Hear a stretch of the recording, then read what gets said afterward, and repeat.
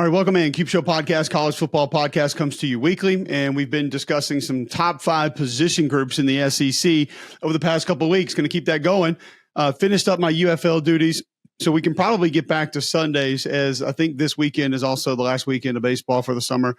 So might be able to get back to normal and get to our Sunday schedule again soon. But we're going to go with another position group today, one that I was actually a little bit surprised at when we dug a little bit deeper into it. I thought I knew 2, maybe 3 that I would have towards the top.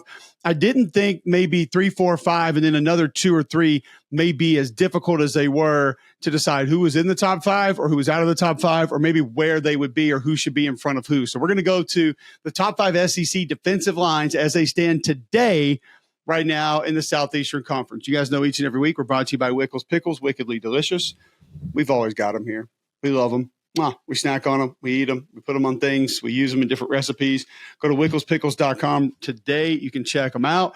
They have different recipes for you right there at Wickles Pickles on the Instagram. And you can get the apron. You can get the pickleball paddles. You can get the hats. We got this hat. My son has a green Wickles Pickles hat that he loves. He wears around. They are fantastic. They support us. Please support them. Wicklespickles.com. All right, let's get into it. Top 5 defensive lines in the Southeastern Conference as we stand here today.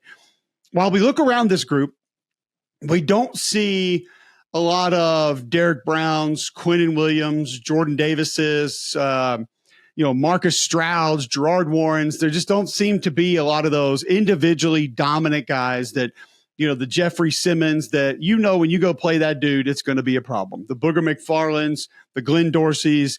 And it feels like every team, even a Javon Kinlaw at South Carolina, usually has a guy. I mean, I can remember when I played, every team had a dude you just didn't want to go up against. And that's a large portion of my criteria when I grade these teams and I look at these teams and I put one in front of the other. It honestly comes down to me as which group would I least like to play against. It's that simple for me, somebody who played center and has gone against some of the all-time greats in the SEC, like Richard Seymour, like Marcus Stroud, like John Henderson, like Booger McFarland. I mean, I've seen those guys up close and personal.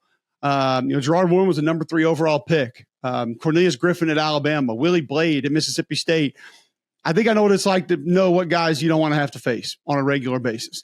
And there just didn't feel like there was that many of those coming into this practice. There are a few more coming out, but I do think collectively the defensive lines in this league are better than they're getting credit for. I think they're better than people think. And I understand that people probably don't look at it that way because we don't have as many of the dominant defensive tackle, the dominant edge rushers that we're used to having. And a couple are banged up right now, so we don't know what they're going to be, how close they're going to be to 100% when they come back. So that makes things just a little bit more confusing as well. But let's roll into it and let's talk about it because I think it's an interesting discussion. This is going to be a large part of what's decided in the league this year. There are a lot of new quarterbacks in new places. There are a lot of offensive lines that are ready to make a jump, might not make a jump. These defensive lines can make that difficult. And if there are more quality defensive lines collectively across the league, what does that mean for offenses? Maybe not a dominant guy here or there, maybe not as good of a group of D tackles, let's say, as South Carolina had last year, even though none of those are first, second round guys. Dude, you don't want to have to face every week. Veterans, played a lot of football, can do a lot of different things with a couple good edge guys. We'll see how it's going to play out. Number 5 was a tie. So I did cheat on this a little bit and put 6 teams in. I had to. And I'll be honest with you, 4, 5A, and 5B, probably even 3, really and truly, I thought it was a coin flip. So you could take 5B, 5A, and you could put them at 3. I wouldn't care. It wouldn't bother me. You could take 3, put them at 5, A or B. You could take 4, put them at 3, 4, put them at 5B. I think after 2, these are really close. And I don't think there's a ton of differential, but we'll go into it either way. So I would Alabama at 5B. We'll start there. I think Alabama has some quality players back, and part of this is going to be the same thing we talk about with Georgia and a couple of these other groups. The standard is just not what it's been either the last few years or the last 8 to 10 years. It just isn't. But I do think that LT Overton's a guy that can almost take over a game. He can be super problematic. He had a great year last year. I'm actually more excited about Jamarian Latham for Alabama and James Smith for Alabama. 2 guys that haven't gotten the hype, haven't gotten the publicity, haven't got a lot of the conversation, can play kind of your old school 4-3-3 technique, can play maybe a little bit of nose if they had to, even though you're going to have Tim Keenum to do a lot of that. They can move out, play kind of a 3-4 defensive end. They're athletic enough to move around a little bit and do some different things, but both are super heavy-handed. Now, the thing with this Alabama group, not super twitchy. Not a lot of guys are going to be disruptive shooting gaps. That's just kind of not who they are. I do think that Latham can do that a little bit. I think he has a chance to get in the backfield and be problematic. And then one thing we're also going to do is we're going to sort of include some of the edge guys here because it's just a part of the group. I know it's a whole separate entity, guys that drop, guys that come to the line of scrimmage, but we got to include pass rushers here. So we'll talk about that with each and every one of these groups. And Quay Rusal is a guy that can be dominant. When I went through this list and I'm looking for players that I think down the road can be takeover players, take over a game, go dominate a game, Quay Rusal is one of those guys. Now, he was banged up last year, so we didn't get to see a full season of him, but he showed that twitch off the edge, that ability off the edge to be able to bend and rip, that get off the football to be able to beat a tackle upfield with a little bit of power and a nice arm length to be able to use that jab and that stab to be able to win at the point of attack to possibly be a game takeover type player. So we'll see if it actually happens. We'll see if he goes the whole season. But I do think he can be that guy off the edge. Other than that, the twitch not really there for Alabama. I mentioned Tim Keenum. He's played a lot of good football for the Crimson Tide. I think he's going to be super solid. Is he close to his ceiling? Probably. It doesn't mean he's not going to be a beneficial player and somebody that can help you win games. You go get Kelby Collins from Florida, a bigger body that has SEC ability. The light hasn't really come on yet, but we've seen some other guys in an Alabama uniform take a few years to figure it out and all of a sudden get it. A lot of that, I think, has to do with the culture. Maybe he does, and he can be somebody who sort of adds to that group. The thing, my biggest concern with Alabama, to be perfectly honest with you, is going to be depth. After a lot of the guys that we mentioned, Jeremiah Beeman, Edric Hill, Aissa Faga, I don't know which one of these guys comes in and provides a ton of reps, a ton of snaps, and who's going to be a real force in the Southeastern Conference.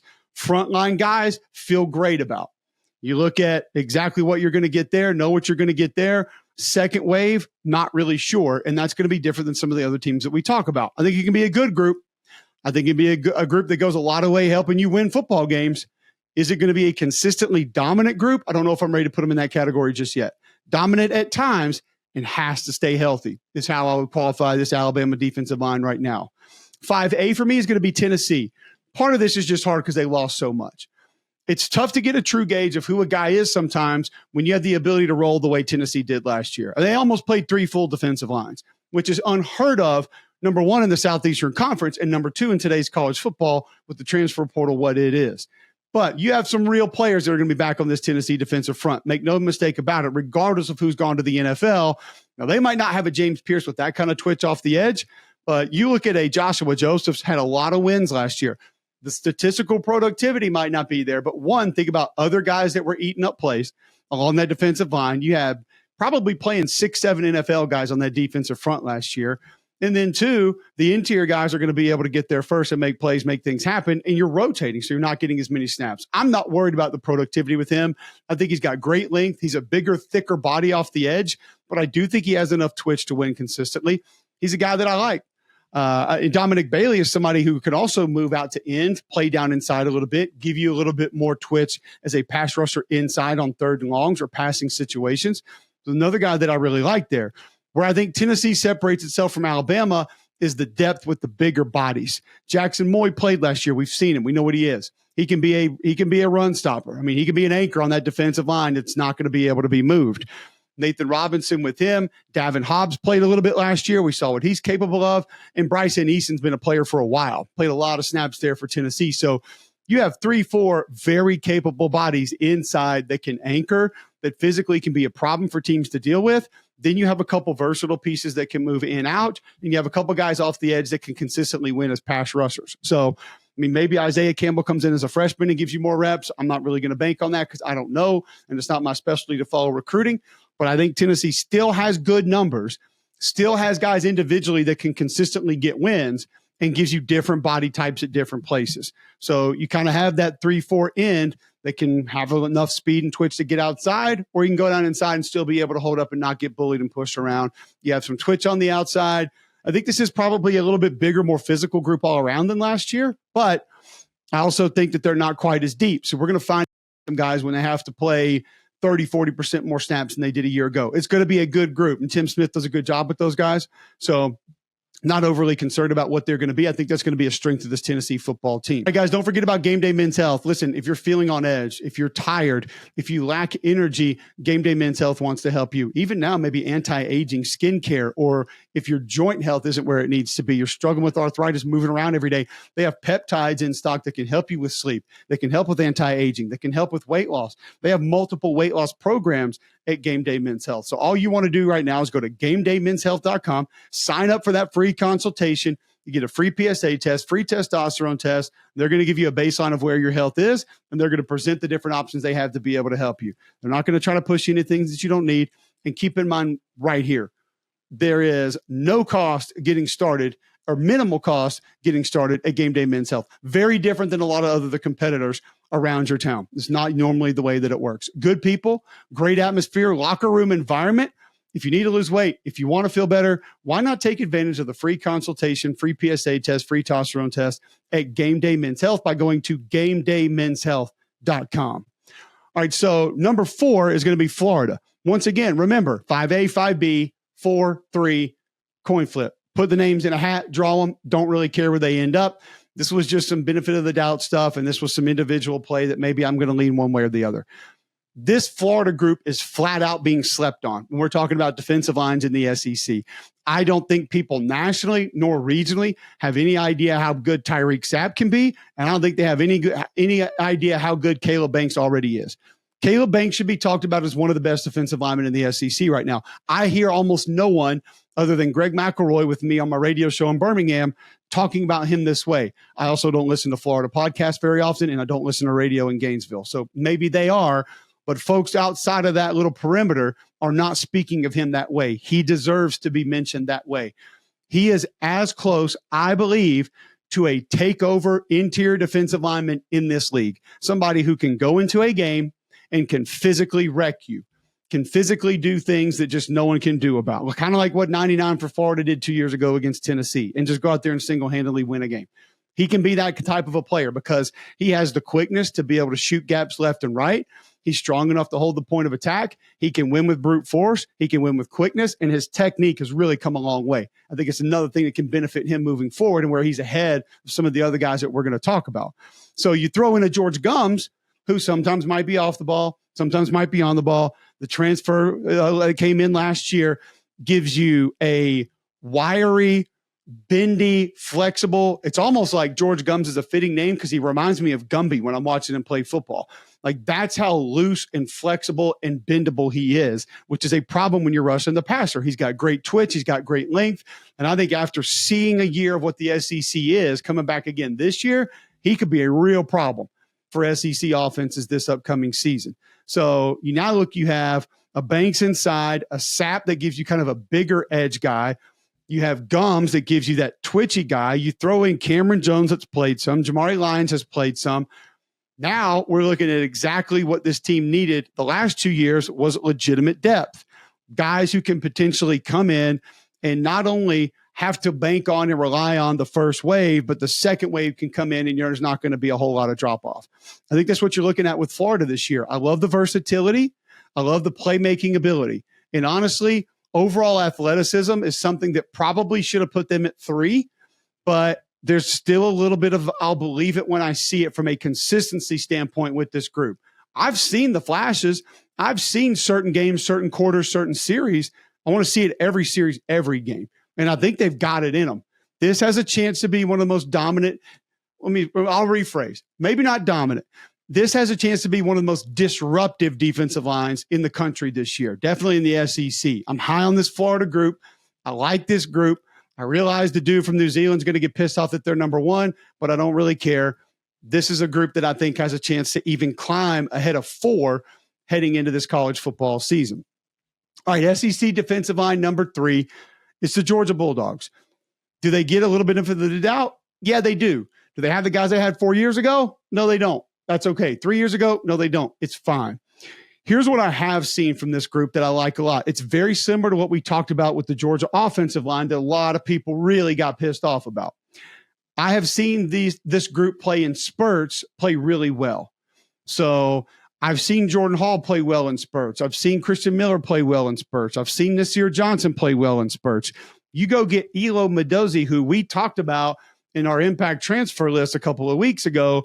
I think has the ability, if he can add 8 to 12 pounds before he enters the season, he can be as dominant of an edge defender as there is in this league. And trust me, we're about to get to some real edge guys in the next two groups. He has that kind of twitch, that kind of motor, that kind of ability, that kind of just get off and want to. As anybody I've seen in the nation, that kid's got it. And you're going to add him to a group that already has a Gabe Harris, who is like Ram Man on the show He-Man, who just walks around literally trying to knock people over with the top of his head. Like it feels like his helmet's made of concrete when you watch him play football. I love the kid. He's sitting there playing a 3 technique, and the guy came in as a damn outside linebacker. How can you not love a kid that like goes in there and just wants to play football and wants to punish people every time he gets on the field? I'll take that every day.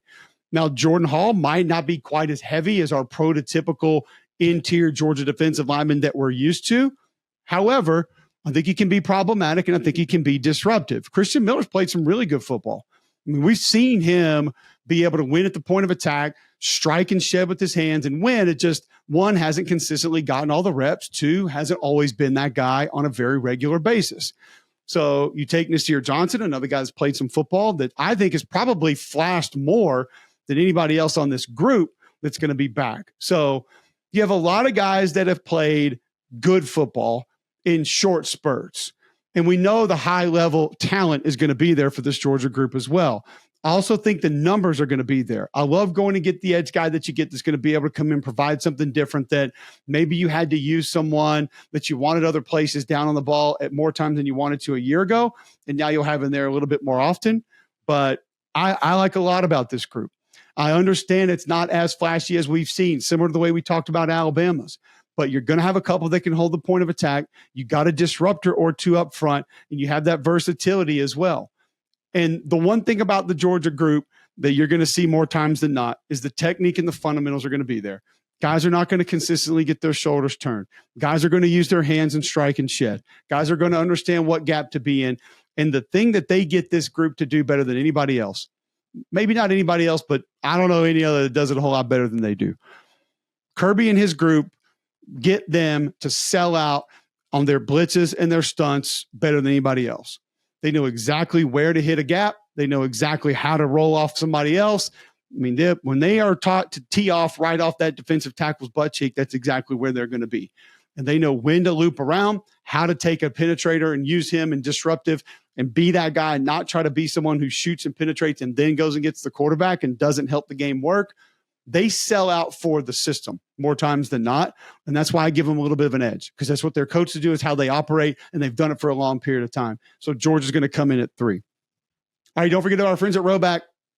Cole20 is the promo code that you can use to save 20% now on all that new Roback gear for summer. Swimsuits, T-shirts, they got the bucket hats. Somebody texted me the other day. One of my friends said, hey, don't you have a bucket hat when you walk around the neighborhood? I said, yeah, Roback. By the way, here's your promo code, Cole20, save 20% on that. Go to roback.com right now. Check out what they have to offer, all the gear for summer. If you're trying to get out on the golf course, if you're just going to the pool, Roback has the best gear out there. These hoodies actually are my favorite. And I know it's summertime, but it's cold in my house because the wife keeps the air conditioner down. So Roback can help you out.